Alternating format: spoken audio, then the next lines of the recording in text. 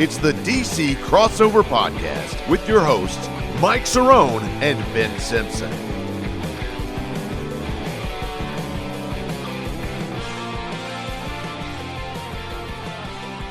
Hello and welcome to another episode of the DC Crossover, episode number 70.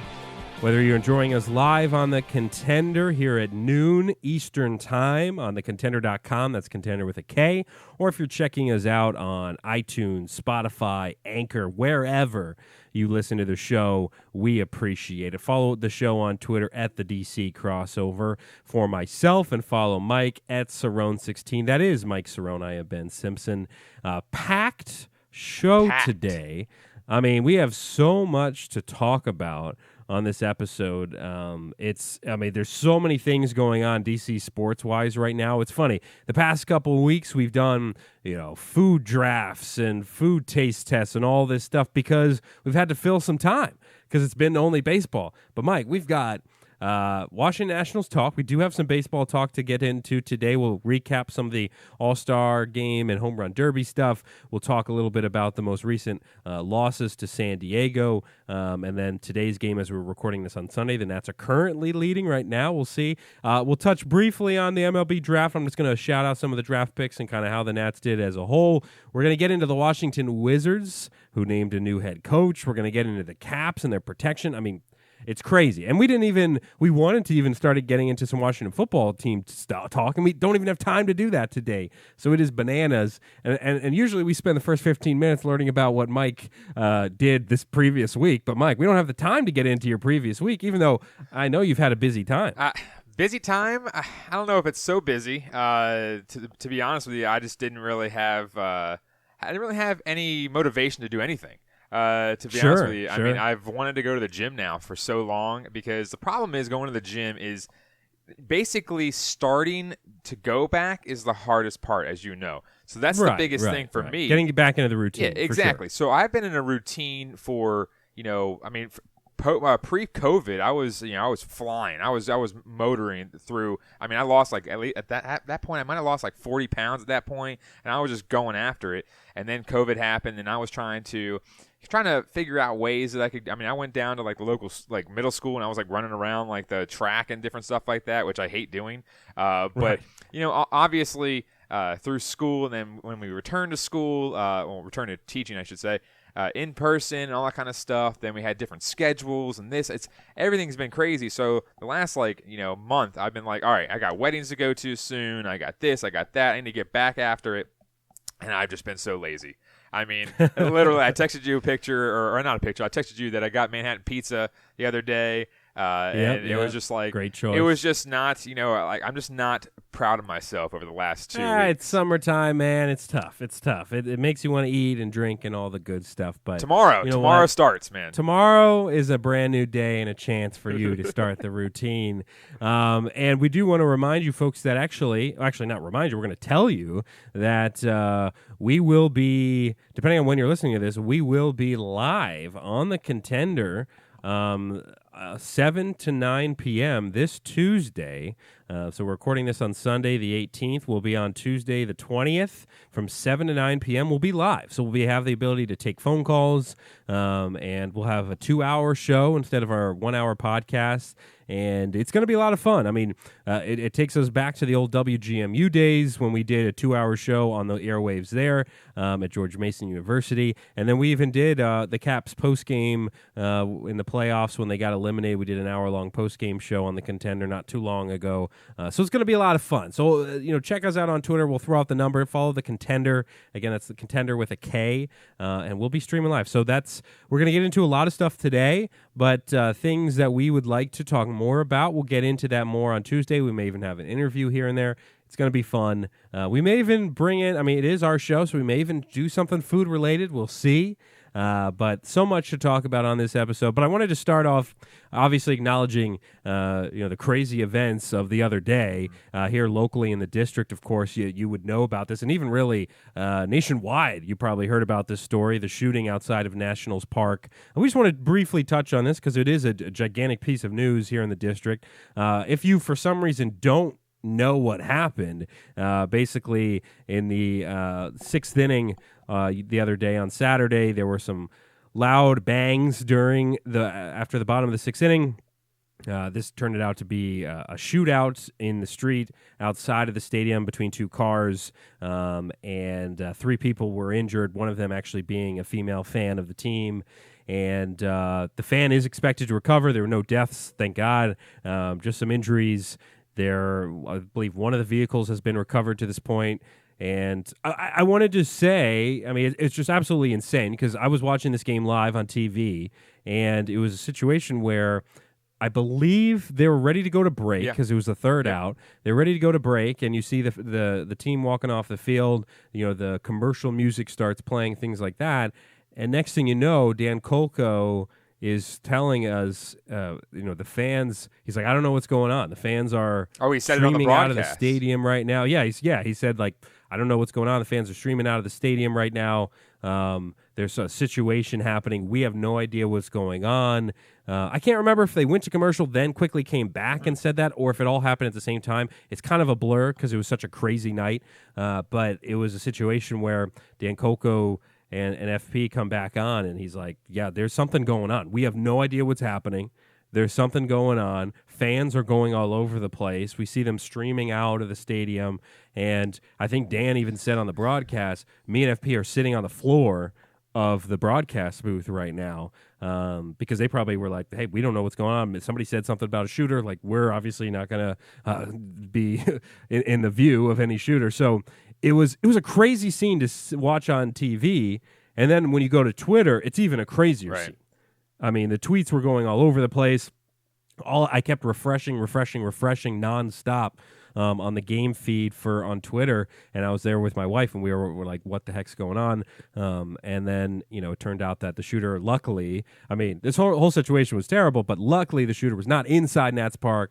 The shooting happened outside Nats Park, because I can't even imagine if it was happening inside the park. That would be just insane. Yeah. But the cool thing, if there is any cool things and silver linings to all this, Mike, was the stories that came out about the Padres players ushering fans into the dugouts and to safety, and Fernando Tatis and Manny Machado, and on the Nats side of things, there were fans that went onto the field and then went through the dugout back into the clubhouse, and there was a quote that a security, when some of the fans were by Davey's office, and Davey was there as well, and the quote was that a security guard came and asked some of these fans, are you family? Because it was kind of a mix of family of the players and actual fans, and the security guard asked that, and Davey replied, yes, they are family, they're our fans, which is a incredible move by him. Now, the security guard was like, well, are you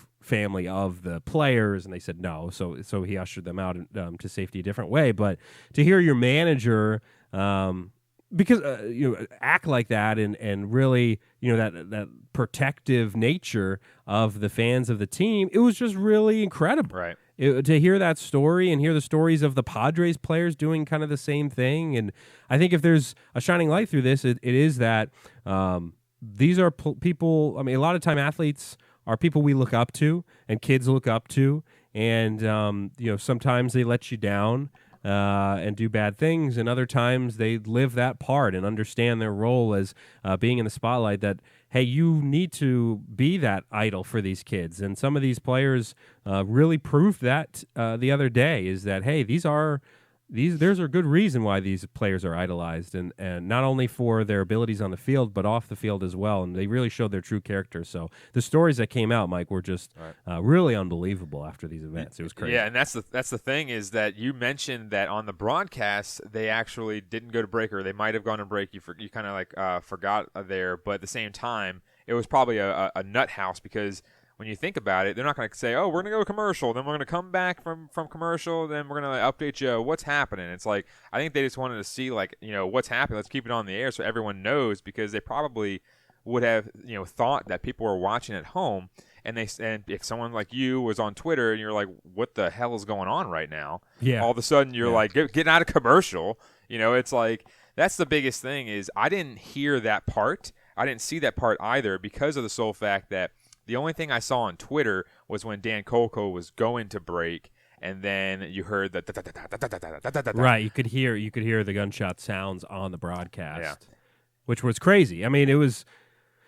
Again, I mean, it was one of those things where, thank God, the damage was limited. Nobody died. I mean, a fan was struck, obviously, but it sounds like she's going to recover from everything I've read, that it was very minor wounds, thank God. But, but the scariest part was more of the unknown of what is happening right now, and that's why there were stampedes to the exits and people moving all over the place, because in those situations, it's a fight or flight, and most people's choice is going to be, of course, flight and get to safety, especially if you've got kids or you got a wife or husband or things like that. You're going to just get out of there as quick as possible. Well, that video on Twitter, on the top of the parking garage, the Geico parking garage, that was like the one that's been surfacing all through the news and stuff. All like the fans just streaming out of the stadium, sprinting out. There's multiple videos out on Twitter. I retweeted some of them from our account of people hiding behind walls and hiding behind bars and just doing whatever they could to get safety, because I can't even imagine being there, because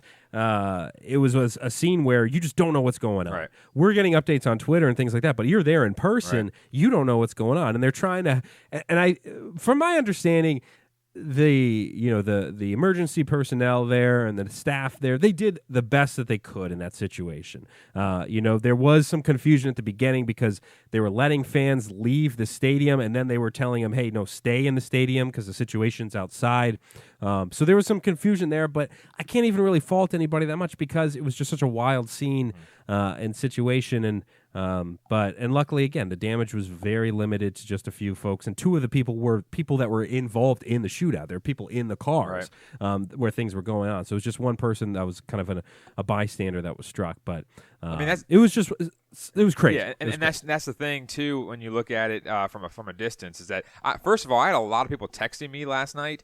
I had like 3 or 4 people texting me saying like, "Hey, were you at the game? Were you at the game? Were you at the game?" Right, and because they know that we go to games and we like the Nats a lot and different stuff of that nature. So everyone assumes that, hey, these guys might be at the game. It kind of reminds me of the whole entire Virginia Tech stuff. I don't want to get into that, but that whole entire thing where people didn't know what was happening, people didn't know what was going on. So people at Virginia Tech at that time, and all of a sudden you're texting them saying, "Are you okay? Are you okay?" So people are doing the same thing, and it's the thought of, like you said, the unknown. You don't know what's happening. So now we see people on Facebook, a couple people that we personally know that were at the game, giving us their accounts and different things of that nature. And it's kind of terrible to see, because a lot of people, especially some people, like I personally like to get my food, same with my mom and different things like that. I like to get my food and all that kind of stuff before the game starts, and then all of a sudden just stay there for the rest of the game. 100%. The game's not that long. You can stay there for 2.5, 3 hours or whatever it may be. I'm not a go back and forth from my seat kind of guy. Right. Yeah. Exactly. So, some of these people like to get up and like the 6th inning, they go get something else and then they come back. So a couple of people I saw on Twitter, they said like, my kids were in the seats and I went to go get food, and then all of a sudden these things start happening and I couldn't get to them. And I can't even That's imagine. the thing. I saw a video of, I guess it might have been the Diamond Club or something, where you had like bartenders like hopping over the bar and they're throwing down bar tables and stuff like that. I mean, that's the thing. And I don't want to keep bringing up bad situations, but you think about like the DC sniper situation. Okay, this is like an incubator of just people out in the open. So you don't know where those shots are coming from. Like you said, they were outside, obviously. When we came to find out that later. But you don't want to just sit there and be like a sitting duck. You don't want to be a sitting duck in that situation, because you don't know what's going on. If it's, when you're in that situation, I assume, it's just panic. Yeah. It's just panic. It's get to safety as quick as possible, hide behind this or go to that, or just get out of there. There's so many different choices you make in that situation, and that's why I don't. I saw a couple tweets that I wasn't happy with seeing from folks that either were kind of criticizing the actions by some people during the events, or I saw some lady tweet, she was getting roasted. Some lady tweeted like, "Thanks at Nationals for ruining like my son's birthday party," or something. It's like, what, you think this was the Nationals' fault that this happened? Like, are you insane? Jeez. It was unbelievable. But most people, I will say, like, most people, and that's just Twitter, because there's always just idiots on Twitter, but for the most part, it was collective I hope everybody's okay. Let's get this information out to everybody as quick as possible, that sort of thing. So I think a lot of times you'll see people band together, and you saw, Bryce Harper, I know, tweeted or posted on his Instagram or tweeted, like, my thoughts and prayers out to DC and all that stuff. So, and Fernando Tatis after the game did the same thing. Hey, I hope everybody's okay. So it was one of those things where that type of thing brings people together, and that's when you remember that, hey, yeah, this fan base hates that fan base and this and that, but at the end of the day, we're all just baseball fans watching a game we love, and nobody should be put in harm's way in that situation. So well, that's also luckily, the thing too. Is not to interrupt you again, but no, it's okay. But I just have a lot of thoughts on this. So when you're also, it was wild. It was a wild scene. You're also thinking about this, and they're also saying, like, is this going to stop fans from coming to Nats Park? Well, you think about it. Okay, DC, especially Southeast DC, where the park is located, was not a great spot. Before 100%. the stadium was built. Now it's building all this infrastructure there, which is making the spot a little bit more safe and different things of that nature. But you're looking at it now and saying, is this really going to stop fans from coming to Nats Park? Again, just like you mentioned, it's not a Nationals problem. It's not a Nats problem. The Nats didn't say, okay, guys, 6th inning, we're going to strike out the last guy. Yeah, exactly. It wasn't planned. So it's like, it's the same thing as, if it was saying at Safeco Field or PNC Park or anything. If it happens in one of those cities, they're not going to say, oh, we're not going to go to Pirates games. We're not going to go to, Mariners games or whatever other team you want to mention. It's just like, it's not a Nats problem. Like, if you personally do not feel like you are safe going to Nats Park, then you don't have to go. That's why they have television broadcasts, radio broadcasts, all that kind of stuff. So you don't have to go. And I totally understand if some people are going to be hesitant going because of this incident for a little bit and give them time to. I totally get that. But at the end of the day, you're right. I think inside the ballpark especially, you feel super safe because the amount of security things you go through metal detectors, go through this and that. Like, I've never gone to a Nats game and been worried for my safety. It's just never been that situation. It's a very safe park. But yeah, things happen, and it was an unfortunate situation, and thank God it wasn't worse than what it was. Heck, last weekend we heard about the maid uncovering all those guns and ammunitions in Colorado by the All-Star game, where luckily she found those and was able to get it to the authorities and all that sort of stuff to prevent a possible situation there. It's a crazy world we live in right now. It's a wild place, but all we can say is, we saw some tremendous leadership from a lot of players and fans and coaches the other day, and they should all be commended for that. And obviously, if you were involved in the situation and, you need some time to recover mentally for that, I totally get that as well. It was a very traumatic event, and I hope, if you need help, definitely reach out to whatever resources you need to reach out to, because I get it. It must have been I wasn't there, so I'll never be able to fully experience the same thing that those fans experienced, but wild scene. We had to talk about it for sure. It's such a big an event here, so we wanted to touch on that on the outset. Now let's get into kind of the regular show, if you will, as far as focusing on the various teams, and we'll stick in the baseball realm because we're going to talk a little. The Washington Nationals. Little Washington Nationals. As we speak, the Nats are tied with the Padres in the top of the ninth, 7-7 on the Sunday afternoon game. Insane game. Scherzer on the hill. It was nice to see Mad Max back since the All-Star game, but fortunately he gave up, 5 runs, I think, today, including a couple bombs. But let's take things back to the Home Run Derby and All-Star Weekend and things like that earlier in the week. And, Mike, there were a lot of people that criticized Juan Soto being put into the Home Run Derby because his home run numbers weren't very high, and he was given the 8th seed to go against Shohei Ohtani, so everyone kind of figured this guy has no chance because the All-Star events were really about Shohei Ohtani just because you finally get to see this guy. If you don't watch West Coast baseball, you finally get to see this guy pitch and hit and things like that. He was the number 1 seed in the Derby, and our guy Juan Soto ended up putting on a terrific show with Shohei Ohtani. This was a situation where they went into double overtime, basically, I believe. And so that was a lot of fun. Yeah, it was first round double overtime showdown, and that was really fun to see for Juan Soto. I mean, it was something where I think people didn't really give him a lot of credit going into the Derby. They kind of figured Shohei would just destroy him, and Soto held his own and put on a show there in the first round, and that was really cool to see for us. Yeah, honestly, we were both talking about it with friends and different things of that nature. About is this going to fix Juan Soto's first half? Is it not? Who knows? And he just went out there and, like you said, he put on a show. Shohei Ohtani, when it comes down to a double swing off, I mean, that's just fun to watch. Yeah. I mean, it's so fun. And you saw Juan go out there and he was just looking for the right pitch he wanted to hit. And that second one, and he went out there and hit 3 bombs in the second swing off. Right, because it came down to the 3. It was you get 3 swings. Yep. And that was it. It was the best of those 3 swings. And Juan Soto hit all 3 out. Yeah. And you're right. He took his time. Yeah.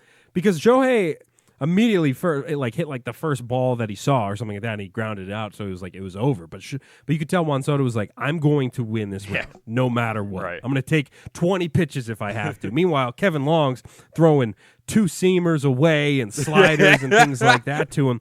I mean, one of the worst pitching performances I've ever seen from Kevin Long in the home run derby. I mean, the guy was throwing splitters down and away. That was like Bryce's dad back in the day. Corners. Bryce's dad was terrible.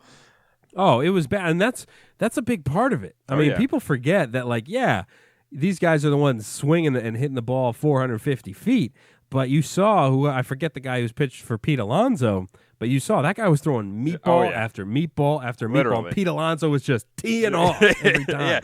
I mean, that's a big, goofy goober, is Pete Alonso. I mean, that guy, I was talking with somebody, we're like, is Pete Alonso the lamest guy in baseball?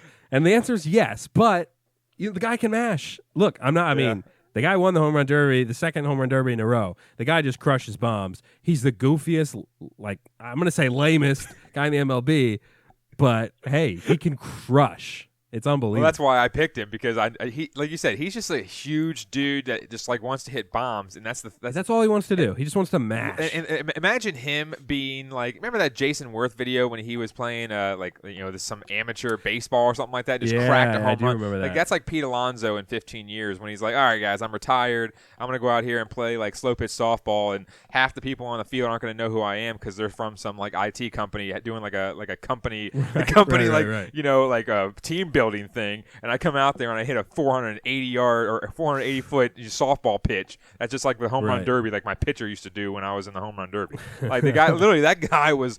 I mean, it was so funny because I'm sitting there. I was like, Pete Alonso is so smooth. It's easy to be smooth when you have a guy that's throwing 46 miles an hour, like you're in Little League. I mean literally, it was meatballs. Yeah, he was teeing off. You said Kevin Long was sitting there throwing split finger fastballs. Oh, it was so bad, all right, buddy. It was so bad. But it was cool to see Trey Mancini put on a show, too. I mean, we were really hoping for Soto Mancini in the finals because it would have been such a cool local angle with the O's and the Nats. And Mancini did really, really well. I mean, and I think I was talking to my friend the other day who's an Orioles fan, and I was saying that the key for Mancini was he is so quick at the plate. He was able to get so many more pitches than some of the other guys because his swing is so quick, and he immediately loaded back up for another one. Where some of these other guys like Soto and things like that, they swing so hard and their swing is so violent that they need an extra couple seconds to get reset and ready for another ball. Mancini was just so smooth, swing after swing after swing, and that helped him in the long run because he was able to mash some home runs. But he lost to Pete Alonso 23-22 in the finals. Well, I love that format though, because I hated the format where okay, you got to wait till the ball lands and the ump's sitting there just pointing at you okay, and there was confusion because people forgot that they changed that. I don't even know when they told everybody that they changed it, but they changed that where, like you said, where you don't have to wait till the ball lands. Because I agree, that was kind of a lame part because it was always and guys would always break that rule too. Yeah, all the time. Yeah. Oh, sorry. Like in Bryce's year. Well, no, remember in Bryce's year, people were criticizing Bryce and his dad because they were saying that his dad was throwing the ball before the umpire said he could.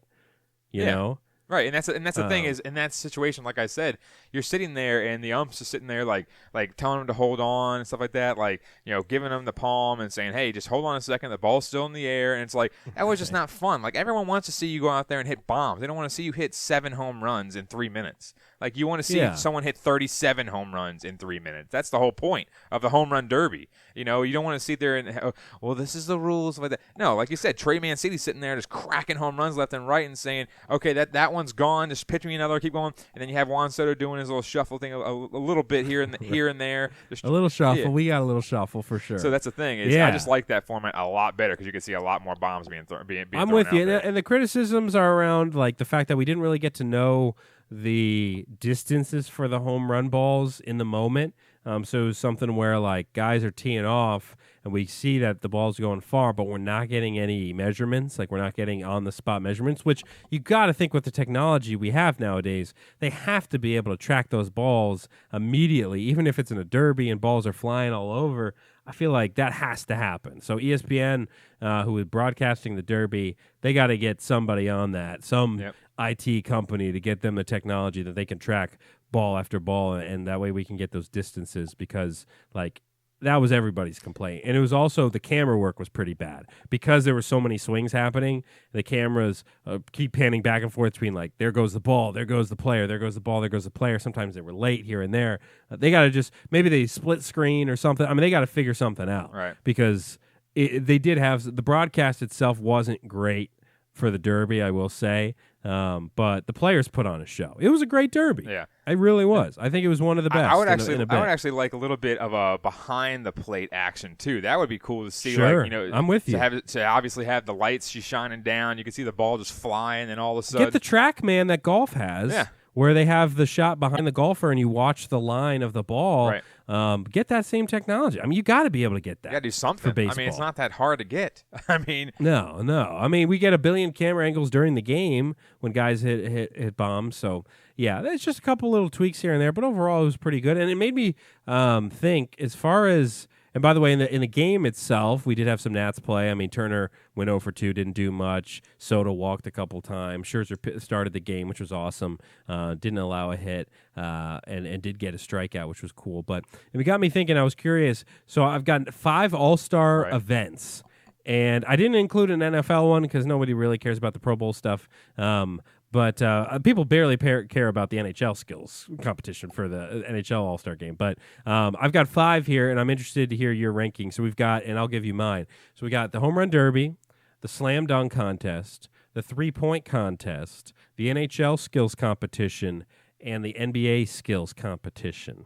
I want to hear your rankings for what your favorite ones are. So I would go number 1 with this format. I would go the Derby, mainly because the Derby now, you're seeing every single year. I mean, even when Pete Alonso was first in it and stuff like that, he hit 52 bombs in his rookie season and stuff like that. So you're seeing guys that go out there and consistently hitting bombs out there, playing in the Derby.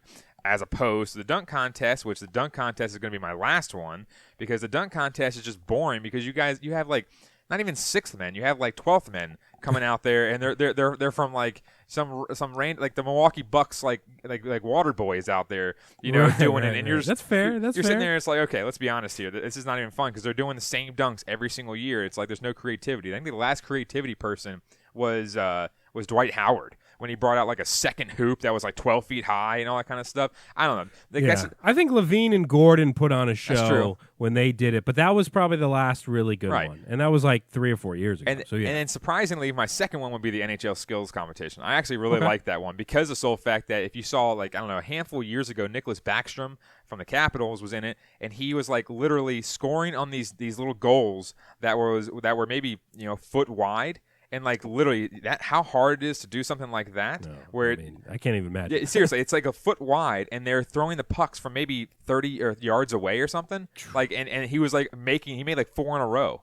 And it's ridiculous how they can do that. And they're not sitting there because they have to flick it up. They're doing saucer passes. They're not just sliding it on the ice like some Joe Schmo that comes out there in between periods trying to score a mid ice shot. Right, for $100 or whatever. So I do the NHL Skills, and I'll do 3-Point Contest because 3-Point Contest is always nice to see and see if someone can break a record or something. And then the dunk contest is obviously last for me.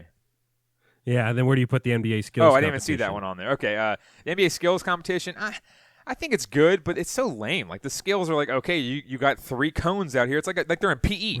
Like it's like sitting there. It's like, okay, guys, we gotta do the serpentine through the cones, and like it's like then okay, let's pass through the circle. Like, come on now. You're looking at like I'm with you. NHL skills one is so much more difficult because you're sitting there and you're doing the passing, and obviously they have the hardest shot, the fastest skater, stuff like that. That's always fun to see, and that's the thing is the NBA skills one. It's like it's so lame because like you'd have Jason Terry out there half-assing it, just going through the motions, and it's like, okay, this is sweet. I can't wait to watch Jason Terry throw through a circle. Yeah, it's tough because they've tried different things. Because with the NBA, like the 2 most exciting plays are a 3-pointer and a dunk. Like those are the 2 most exciting things. So they've tried. I remember the one year that they tried to put like horse, where they had a couple guys playing like horse before the game, and like it didn't work that well on TV because like guys were missing shots and it just took forever. And then in the past, they had that thing where you had an NBA player, a WNBA player, and a legend. Yeah, where they were doing like half-court shots and like free throws. It was like you got to make a free throw, a 3-pointer, and a half-court shot, and they did teams. That was pretty cool. Yeah. I'm with you. And they don't do that anymore. So I think I'm kind of on the same wavelength with you. I like the derby the best. I think it's like, especially when you get a close derby like what we've seen here, I think that's a lot of fun. I'm also 3-point contest second because I think 3-point contest is, or you put it third, but I'm going to put it second. Okay. Just because I think it can get super exciting too, especially with the shooters we have.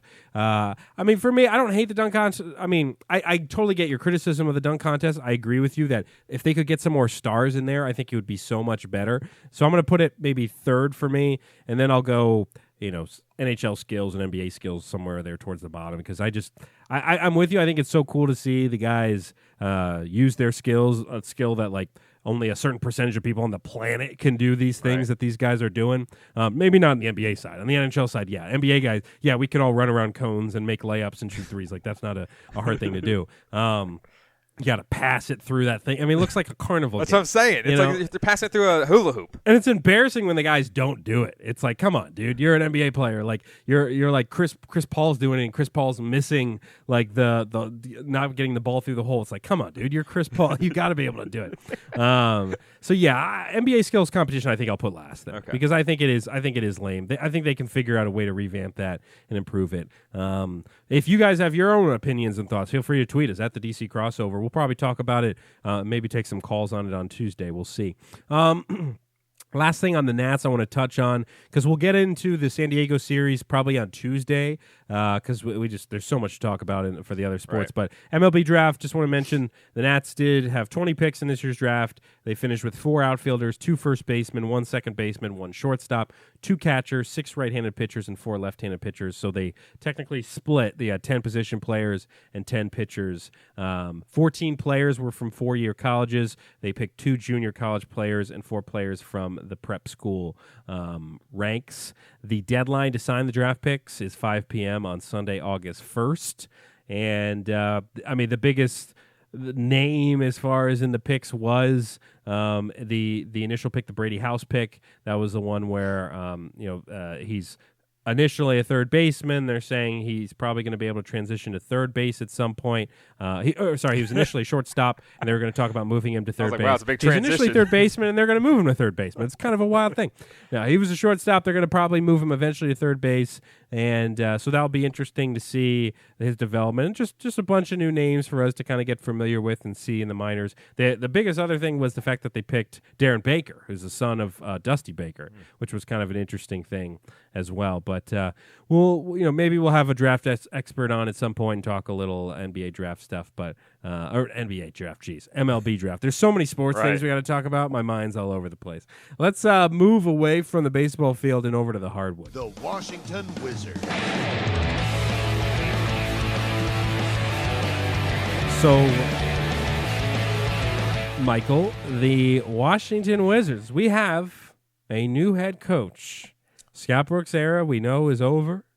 He's now going to be, a top assistant in Portland, I think I said last show. Wes Unseld Jr. will be the head coach of the Washington Wizards for the next 4 years, supposedly. It's a 4-year deal. He'll be the 7th black head coach hired out of the 8 openings this offseason. He has spent the last 6 seasons with the Nuggets. We've talked about him a little bit when we were talking about some of the possible candidates, the Sam Cassells and things like that. And we had both said kind of on the show that we thought that we had other candidates in mind that we thought would be possible candidates for the team that we were interested in seeing. But I feel like you and I both were agreeing that we wouldn't be surprised if Wes Unseld Jr. was given the head coach job, and that's exactly what they did. After a long interview process, the Wizards were the last ones to hire a coach out of all the other teams that had vacancies, and they got their man. I mean, they're pretty happy with the pick. Everybody seems pretty thrilled. You'd figure that you don't want to be the last one to get a coach, and you don't want to be the first one. Because everyone says, okay, if you're the first one, you jump the gun, and there could be an opening, in the next, week that some coach is available or says, yeah, I'm interested in returning or whatever.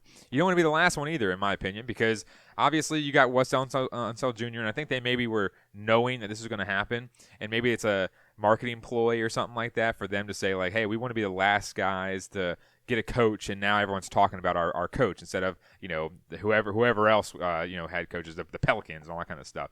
But at the same time, we definitely said that Wes Unseld Jr. was probably the leading candidate. Now, you said you wanted Sam Cassell. I said I wanted to make a splash and get Becky Hammon. But at the same time, we just needed to move on from the Scott Brooks era. That was the biggest thing when we look at this whole entire situation, is that we needed to move on. We needed to see who could actually make this team a little bit better, and with the players that we have right now, alongside of maybe free agency or whatever may happen coming up, that there's some obviously some possibilities out there to pick up some more big men and different things of that nature. But when you have Russ Westbrook, winding down in his career, he might only have maybe 2 or 3 years of that type of play left. Maybe just 2 years, who knows? And then we have Bradley Beal, who's one of the best players on the planet right now, finishing second to Steph Curry in the scoring competition this whole entire past season. You got players to build around, and that's the biggest thing. Is now we have to have a different philosophy. Now we have to start fresh, wipe our hands of Scott Brooks, so say thank you for your service, have fun in Oregon. But at the same time, you're looking at Wes Unseld Jr., and as you mentioned multiple times before, you know a little bit more about him than I do, but at the same time, you've told us multiple times that he is a very good defensive coach. And that's the thing. You have on our outline right now, which I'll let you get to, that they helped Jokic, Murray, and all these different guys become the 11th best defensive team in the league, which is a huge deal. When you make a team go from whatever the Nuggets were at the time to all of a sudden you come in, you implement a new defensive scheme and different things of that nature, and you become one of the basically top 11 teams, it's pretty damn good, because the Wizards have been one of the bottom 2 teams the last, 7 years or something like that. Yeah. Oh, yeah. It seemed like Scott Brooks just didn't really ever care about defense. It seemed always like he thought the philosophy was we're just going to outgun teams, and it sometimes worked. Yep. And that's why the Wizards were able to be in contention in the playoffs and things like that, because they were able to get wins because they outgunned teams, like 136 to 126, that sort of stuff. Right. But this was not a good defensive team, and I think and my point about those guys, Jokic and Jamal Murray and Michael Porter Jr. is those are guys that weren't traditionally looked at as good defensive players. And Wes Unseld Jr. led the defense for the Nuggets, and he put those players in the right positions to be successful, where he's the type of guy that's going to look at somebody's strengths and their weaknesses, and they're going to put you in a good position. They're not going to make you do things that you aren't able to do. And I think that was the problem at times with Scott Brooks and with the Wizards is, guys like Robin Lopez would get lost on defense, and guys like Russell Westbrook is just not that good of a defender anymore at his age. I mean, he used to be a lockdown defender back in the day. He's not really like that anymore. So they got to figure out some different defensive schemes to give him some help when he's going against these younger guards that are blowing by him, or he's gambling and things like that. So one of the quotes in the Athletic piece about it was, West doesn't pretend to know the answers to everything. He's willing to listen, to hear, and he's going to explain why he might go with your idea and why he might not go with your idea. He has the answer to every question you have for in a game. So, for example, pick and roll with Russ and Beal. How are we going to defend it? How are we going to cover it? He's going to have the best options and the best 6 options after that. So he's a really well-respected coach in the game. He's looked at as a great defensive mind, and somebody that listens to their assistants and takes input from players. And I think he is going to be successful in Washington. I'm positive. I didn't look at this hire as, oh no, like, oh crap, this guy, another clown coming through DC. Or he's a wild card. Exactly. Or like, yeah, exactly. It wasn't a guy where it was like, all right, we're hiring this guy from college that we're not sure, who's unproven, and we're not sure if they're going to work out. I mean, this guy's been a coach for like 20 years. He's been in the systems. He was a Wizards scout coach back when they had Gilbert Arenas back in the day. He was in the scouting department for the team, and he provided scouting reports and things like that. And there was a funny article about how back in the day there was a scout session where he had with the players, and he was so nervous for it that he was like stuttering, and players were kind of snickering, and he just didn't have that confidence. That was 20 years ago. Now they're like, man, this guy today, you would never think that. I mean, that would never happen. He knows everything. He's on his game. He knows about, like I said, 5-6 other options and things like that for different things. So I really hope that this is the guy that's going to take this team, because you're right. This is a team that I think is kind of in that crossroads where they could either turn this team into like a Phoenix Suns type of run or a Milwaukee Bucks type of run where you build around your superstars and you become a legit contender in the NBA, or this team can continue to be a laughingstock. Mm-hmm. I mean, there's two roads here. They have the talent and some pieces to work with. The question is, what will Tommy Shepard and Wes Unseld Jr. do with those pieces? And that's what we're going to wonder as Wizards fans. But I at least have some positivity heading into next season, I feel like. Yeah, and also the sole fact that when you look at the free agency period to come up, now you can have somebody that's going to fit his scheme be brought in. And also it could be somebody from the West Coast that you might bring in as a free agent. Now, I'm not exactly sure what kind of free agents are out there from the West Coast, but somebody that is well respected, in the, or not, I shouldn't say that. I should say somebody that respects him from a player aspect because they know who he is and he's been out with the Nuggets for 6 seasons. So when you're looking at somebody from the West Coast who doesn't really play against the Wizards they know the players, they know Russ, they know Beal and stuff like that, but somebody that's out there on the West Coast, I need to look at the free agency list again, that say, he has a really good defensive system and I think that we could be really successful, so I think I'll sign a deal with the Wizards, because that's one of the problems that we've had for years now, is that we don't bring in free agents. I mean, there's just no free agents that say, oh man, the Wizards, I love the Wizards. Yeah. And that's the thing. Russ was a trade. Yeah. Beal was drafted. I mean, John Wall was drafted. It's don't worry, we got Jan Mahimi at that time. Yeah, Jan Mahimi was a great free agent. You're right, though. I mean, this isn't a destination for a lot of top-notch free agents to come to D.C. It's really not, and it hasn't been for a long time. And if we can just have the depth that that a lot of these teams have, if you have the depth that comes in there. Now, a lot of teams like the Sixers, for instance, they have a lot of depth that they've gotten through the draft and so on and so forth. But, that was, quote-unquote, the process. So when you're looking at now, okay, we have the pieces that can start in our lineup, but now we just need the depth to go along with that because our bench scoring was terrible. We don't have that lockdown defender. And I think, what was the guy's name? I think is it Chandler or something like that? What was the guy's name that came off the bench that was like our lockdown guy that they came in for? Anyways, didn't matter because we sucked at defense anyways. Right. Overall, we just need some type of different mantra out there for the guys from the West Coast to come in. I think that Wes Unseld Jr. coming in from the West Coast can actually help with those external free agents that are going to be playing in the West Coast. Now they might want to come to the Eastern Conference and play with us because they know kind of more of his style. But I just think it's a good hire. I mean, I'm not, like you said, I'm not pissed about it. I'm not like, oh man, this is going to be another great 4 years. I just think that when we look at free agents and we look at the rest of the process, I guess you could say, for us to transition into a Wes Unseld Jr. system, I think that's going to be a huge deal for us to try to come in and start playing a lot better defense and then not focus in on, oh yeah, we have to score 135 tonight to beat this team. Yeah, that's the hope. So NBA draft will be later this month. The thought is the Wizards are going to target wing defender in the draft and then go get some three-point shooting in free agency. That's kind of the idea. So we'll see. We'll see now that they have their man at the helm on the coaching side of things. Let's see how Wes Unseld Jr. and Tommy Shepard and Ted Leonsis and all those guys can kind of work together to build and make some really strong moves here this offseason. That's what our eyes are going to be on it. And so the draft, I believe, is like the 27th. I think it's coming up in a couple weeks, so we'll keep an eye on that. We'll get into some pre-draft stuff here in the next few weeks, maybe even on Tuesday. Let's move on to the ice, a place we haven't been in a while. The Washington Capitals.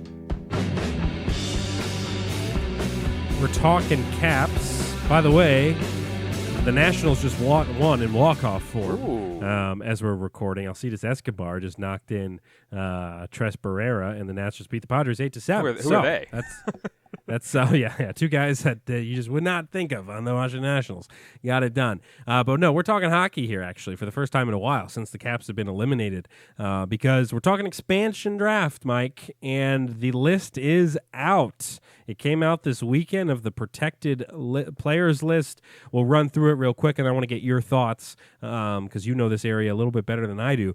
On the protected list side, so on the forwards, you got, of course, Backstrom, Kuzi, TJ Oshie, Tom Wilson, Anthony Mantha, Lars Eller, Daniel Sprong, and on the defensive side, John Carlson, Dmitry Orlov, and Trevor Van Riemsdyk, and then the goalie, of course, Samsonov.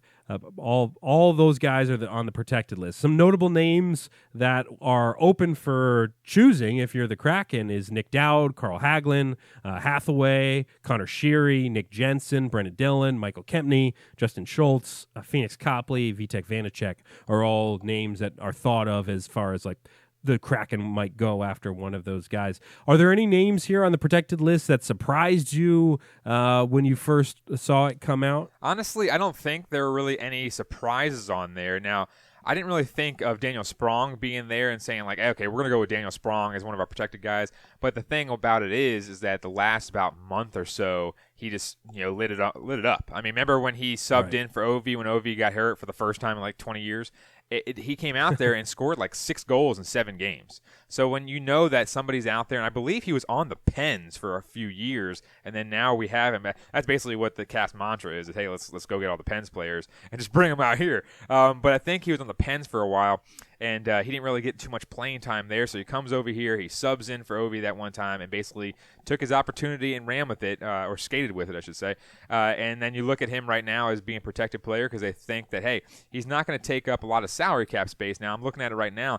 He's literally only taken up 725,000 of the cap space right now, which is nothing. And that's the biggest thing is when we're talking about the guys that are available, obviously Brendan Dillon, Justin Schultz, Nick Jensen, those guys are making a lot more money. And they're trying to get younger, and they're also trying to get less caps or more cap space available for different types of players that you can pick up in free agency. Now you're looking at Trevor Van Riemsdyk. He didn't play a lot. Okay, he didn't play a lot. We already know that, but he's only taken up at 1% of the cap, so it's like nothing. But you're looking at Schultz, Dillon, and Jensen. Now, I think Jensen can go. I mean, you know who Jensen is, obviously, from being a red winger, and he's just he's there sometimes doing well and sometimes not so much. But you're looking at Dillon and Schultz. Now, I would like to keep Schultz personally because I think he's a good veteran. I think he made a lot of impact this postseason and during the regular season when we got him. But at the same time, you're looking at Brendan Dillon.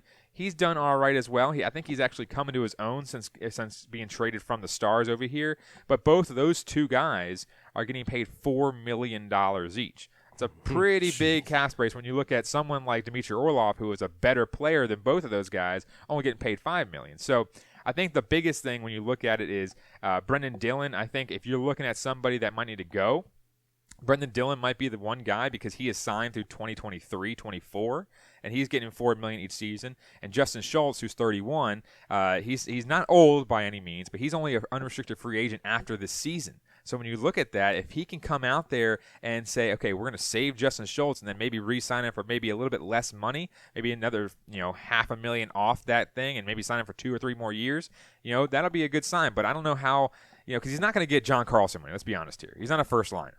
But you're looking at it here, and he's not going to get $4 million, at least from the Caps, I don't think, for next season. So maybe the Caps are saying, hey, we'll keep Dillon, and hopefully Schultz will go. And then we don't have to worry about him. But at the same time, you want to see, it's a little chess match. Okay, which one are you going to take and pick your poison here and figure out which one is going to be beneficial for you to let go. And Nick Jensen, I don't think they really care about Nick Jensen. Yeah, he's getting $2.5 million, but he hasn't really fit in too well.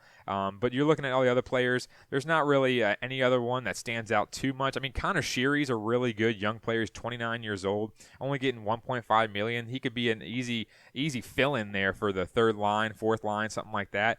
But that's the thing is there's not a ton of huge names out there and stars for the Kraken, unlike Vegas had. So when you're looking at the Kraken here, they might get a couple stars, but they're going to be looking to start getting some first liners, second line potential guys. But at the same time, you can't really get that with certain players that are out there. So I'm excited. I'm excited that they put this list out here. I've been looking forward to this for a few weeks now. But overall, the whole entire Alex Ovechkin thing, we can get into that real fast. Right. I was just going to bring that up. I mean, Ovechkin, unrestricted free agent on July 28th, and because he has yet to sign that contract extension, the Caps didn't need to use a protection slot on him. All signs are pointing, all reports are that Alexander Ovechkin does not want to play anywhere else than Washington. Right. So the thought is the Caps don't have to use their protection slot, but he's not going to sign anywhere except for DC. Yeah. So he's not going to get picked up by the Kraken or something like that. And that's the biggest thing is that they have the option to go talk to free agents. I guess you say free agents. I was going to say free agent players, but that didn't really make any sense in my head. But yes, free agency. I'm messing up right now. The free agent players. I'm going to say that. Sure. They have an opportunity to go talk to them. Ovechkin at 35 years old, he's not going to say, okay, let me go help you rebuild this franchise, and then when I'm gone, then you're going to be, okay, have at it, But he wants to have another couple opportunities to get that cup, and that's the thing is you're looking at it and seeing it here and saying, okay, he's going to be here. And my cousin, actually, I'll give him credit. My cousin said this is going to be their plan. He said it like a month and a half ago. He was right. I remember. Yeah, he was like, "Oh yeah, this is going to be their plan. He's not going to re-sign anywhere else. So they're just going to leave him and try to sign or try to protect somebody else." So I just think that when you're looking at it here, Ovi will be back, and I think he's going to take a lot bigger pay cut because when you look at what he was making a lot of money. So at that point, now it doesn't have it listed right now because the season's over. But at the same time, he was making a lot of money. I think he's going to get a lot less money. Now Backstrom and Carlson, they make the most. Kuznetsov is making 7.8. But at the same time, you're looking at that and saying it's not a bad idea, though, because you're looking at it and saying he can get a lot less money, bring more cap space, which is nice because right now they have about $9 million in cap after getting the panic deal out there. But at the same time, you're looking at it and saying, okay, this is not a bad idea because you can keep the core in here. Because everyone was saying like, oh, let's get rid of Kuzi, let's get rid of Oshie. Like everyone, no one said get rid of Oshie. They said get rid of Kuzi. But right. They were also saying like Oshie's going to be available and stuff like that. But which Kuzi could still happen, but you'd rather get some value from him in a trade market rather than leave him out for the Kraken. The only positive in that situation was to get rid of his $7.8 million. That was the only big positive in that because he still has a lot of talent. It's all about, okay, is he going to actually show up? So that's the biggest thing. Yeah, he just doesn't. There's a falling out there. So yeah, who knows? But I think you keep him and use him for trade bait. You use him for value there and try to get something back from him rather than just let him go. So Seattle has to select 14 forwards, 9 defensemen, 3 goalies, and must have at least 20 players who are under contract for the 2021-22 season. The combined salaries of the roster must reach between 60% to 100% of the league's annual salary cap, which right now is $81.5 million. So it's going to be fun. I mean, I remember when Vegas was in play and they were doing their expansion stuff, and I mean, heck, they ended up going to a Stanley Cup Finals not too much longer after that. So, their first season, they made it to the Stanley Cup Finals. So, I don't think Seattle's going to necessarily do that, but it's still, anytime you have a new team in the mix, it's always kind of fun, So it'll be something to watch. So we'll keep an eye on that. And obviously, again, Alexander Ovechkin is going to be a Washington Capital, so I'm not worried about that either. But it's nice to finally get a little Caps talk on the show. So maybe we'll dive into the list a little bit more on Tuesday. Let's head into the forecast real quick. I mean, basically, there's not much to forecast. It's just the fact that the Nats are back in action here after the All-Star break. So they did win against the Padres game, so they did stop the losing streak, which was nice. And as we talked about over text, the Mets have been struggling. Now, the Mets did win today, of course, but they had been struggling with the Pirates. So the Nats didn't necessarily lose a ton of ground here despite the losing streak, but this week should, in theory, be a winnable week. You've got 3 games at home against Miami, and then starting on Thursday, you got 3 games against the Orioles. The Orioles are one of the worst teams in baseball. Miami's the worst team in the division. If there was a time for the Nats to put together a strong week, it would be this week. That would be the time to do it. So we'll keep an eye on that. Final lap time. a chance to hit up 90 seconds of analysis on the biggest stories in sports. Here we go. Michael, only 2 players in men's golf history have won the Open Championship and the PGA Championship before turning 25. Tiger Woods, your boy, and Colin Morikawa. What a job by him. He is a monster. I mean, he's a young player, a bright and shining star, and he is a great iron player. So I'm happy to see him win because he's actually a really good guy too, which you don't see a lot because Bryson DeChambeau is a nut job. Yeah, if you have a young golf fan in your household, have them idolize Colin Morikawa before they start idolizing Bryson DeChambeau. I don't want to get into that right now. This Morikawa a lot of viewpoints on Bryson. Right. I saw on Twitter the other day. I don't know if you, by the way, follow Mike on Twitter at Surround16. A fan hit Alex Verdugo with a baseball the other day. A fan from the stands of Yankee Stadium hit Verdugo with a baseball from the stands in New York City, man. I mean, New York is just nuts, too. I mean, who throws a baseball at a player? I mean, ban him for life. Yeah. Ban him for life. I saw the video, too, where the guy, he does it, and then he goes up in the stands and kind of just sits there like nothing happened. And then they're looking for the guy, and then somebody's like, it was that guy. It was right there. And then the cop comes up to him and takes him away. It was like, what are you doing? Milwaukee Bucks, after falling 0-2 down in the series, they've won 3 straight. They have a 3-2 lead in the NBA Finals. Pretty impressive by Giannis Antetokounmpo. Is that how you pronounce it? That's how I pronounce it. That's pretty impressive, though. The Bucks, I thought the Suns were going to take this one in 5 or something like that after they won the first 2 games. Very impressive by Milwaukee. And then last but not least, LeBron James, the new Space Jam movie. Mike, are you going to be watching it? No, negative. No? I might just out of spite, I might go back and watch the MJ one. Right. I'll probably go back and watch. I watched actually during the pandemic, I watched the old Space Jam. We did a Netflix watch party or whatever. Nice. Yeah, there's some parts that hold up. There's some parts that don't, but I'll give it a shot. I have a kid, so might as well throw it on for her. I don't think she's too young to even care about it, but we'll see. So that was LeBron James' Space Jam movie. It did pretty well, apparently, according to, the whatever those lists come from. Whatever those people are. You got some trivia question for me, Mike? Yes, sir. You know I always do. All right. All right, here we got to get a sponsor for this segment. We got to be like Mike's DC Trivia, sponsored by. I wonder who we get to sponsor that. I don't know. We got to get a beer company or somebody to sponsor. Because breweries always have trivia nights and stuff like that. What about we can get a local brewery? That's what I'm saying. Is that what you said? Yeah, that's exactly what I said, actually. We'll work on that. I was thinking. All right, I wasn't even listening. All right, here we go. I got it right last time. You did. Yeah, you did. You did. It was Ricky Williams. Yeah. All right, here we go. Drafted by the Bullets with the 4th pick in the 95 NBA draft, what volatile big man retired in 2013 with 317 technical fouls, the most in NBA history? Volatile big man. All right, so I get one question. Yeah. So he was drafted by the Bullets in what year? 95. 95. Did you say how long he played? 12 years? He retired in 13, so he played for 18 years. Jeez. Okay, long. It's not Udonis Haslem. Right. All right, one question. I'll ask.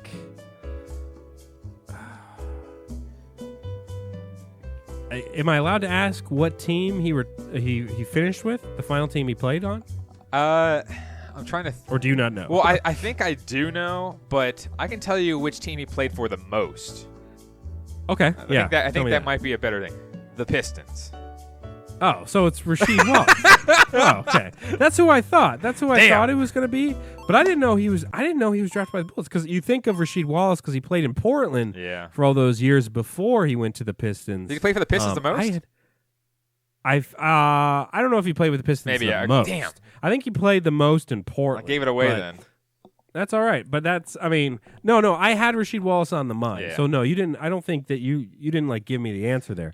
I had Rasheed Wallace on the mind. I didn't know he was drafted by the Bullets. I thought for some reason he was drafted by the Blazers because they know he played there first.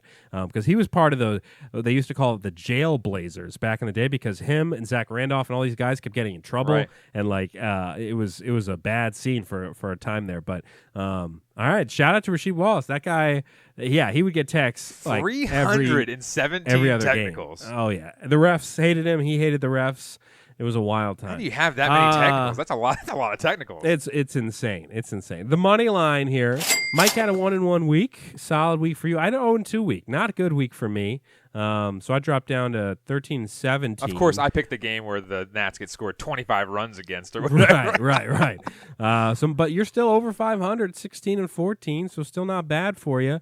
I'm 3 games back now from you in the picks. So we got some interesting ones here this week. So Game 6 of the finals, I have the Bucks closing out the series. You have the Suns winning Game 6. So that will be fun to watch. You and I now have a little skin in the game there on Tuesday, I believe, is that game. I did see something cool that the Milwaukee Brewers adjusted the game time of their game, which was initially an evening game. They now moved it up to 3 o'clock so the fans can be home in time to go watch the Bucks in the NBA Finals. DC's done that a few times too.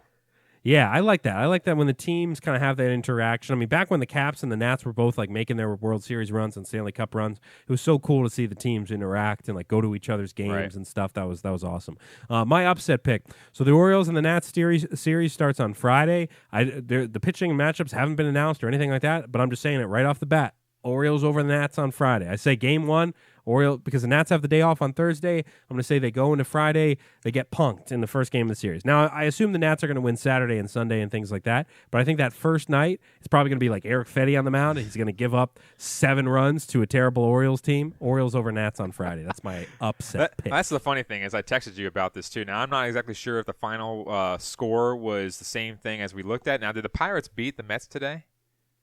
No. The Mets ended up coming back. Wow, in the 9th. Today. Oh, well, that's unfortunate. But I mean, literally crazy series there too. I mean that series. I mean the game today was insane because the Pirates scored 6 runs in like the first inning because of the error on Taijuan Walker where he thought the ball was foul, so he flung the ball away, and it was fair. It was on the line, and 3 runners come around and score on that one play. Luis Rojas gets tossed because he starts arguing with the ump. They scored 6 in the first. The Mets were able to come back and score 2 in the top of the 9th, and they won 7-6. Unreal. But that's still pathetic, though, when you have 7 games against the Pirates and you win, 3 of them? I mean, the Mets are 5-5 in their last 10, and they just played the Pirates, like you said. Like that can't happen. The Philly right now is 2 games back. They've won 7 of their last 10, and then Atlanta's 4 games back. The Nats are currently 6 games back, 3-7 in their last 10, and then the Marlins aren't out of it. They're 9.5 back. The division is still up for grabs. But what do you got on your upset side? So my upset, I was looking through the sports that this world has to offer, and not a lot to go off of. WNBA is in their All-Star month break or whatever the heck that is. NBA, we already have that as our lock. So I went to the MLS. So I went through the games, and obviously I have no idea about anything about the MLS. Maybe a little bit about DC United, but that's it. So I looked through it, and I went on to a game on Thursday. The Orlando City FC, the football club, over the Philadelphia Union. I think the game is in Philly. Orlando and Philly are really neck and neck in the standings, but it is an upset because Orlando is like 1 or 2 spots down below Philly, and also Orlando FC hasn't won in their last 5 head-to-head matches against the Philadelphia Union. So I think they've drew 4 of them and they lost 1 of them, or they lost 2 or something like that. But Orlando City FC has Nani, one of the best Portugal players in the last decade. So hopefully Nani can go out there and do some work against the Union. Well, I'm hoping I hope he scores 90 goals. No goals. What language is that? That's the idea. Shout out to, of course, DC United, the soccer team here, who I believe had a game like the other day. I remember I was actually like because I get score updates for them, even though I don't really watch their games much, but because I never know where to find their games too a lot of the time. It's always like impossible to watch. I've complained about it on the show, I feel like. They lost. They lost to Philadelphia yesterday. 2-1. So Union, I think, are like DC second in the standings, something like that. So DC United's 5-7-1. They're 9th in the Eastern Conference. All right. So Philly's second, like you said, 6-3-5. But that's crazy. So like 6-3-5, 5-7-1. They have 1 more win, and they're in second, and DC United's already down. It's the draw points. It's the draw points. It's those draw points, as Mike always says. That's always his saying. Yep.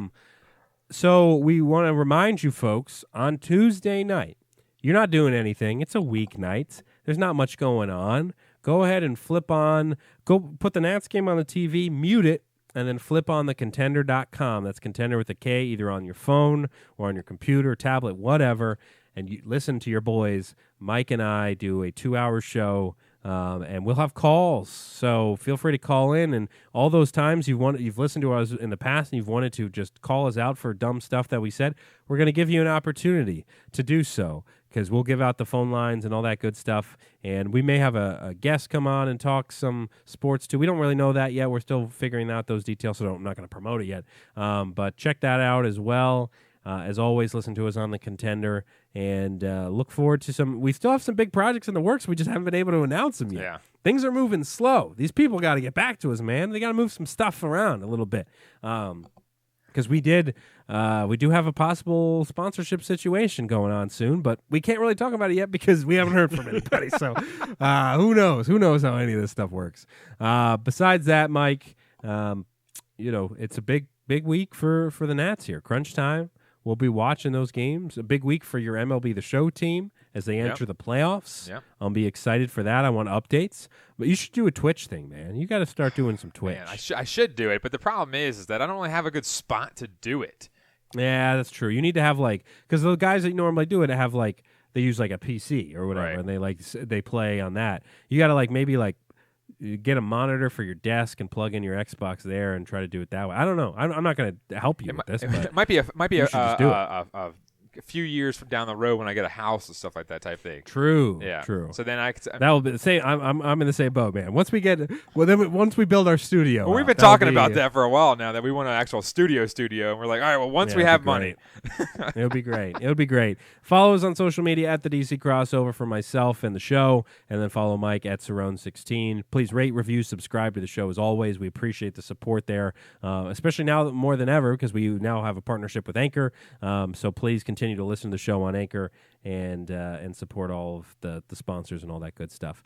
For Mike Cerrone, I'm Ben Simpson. We'll see you on Tuesday, 7 p.m. Eastern Time on thecontender.com, and we'll also see you next weekend for the regular show. We'll see you next time, guys. This has been another episode of the DC Crossover.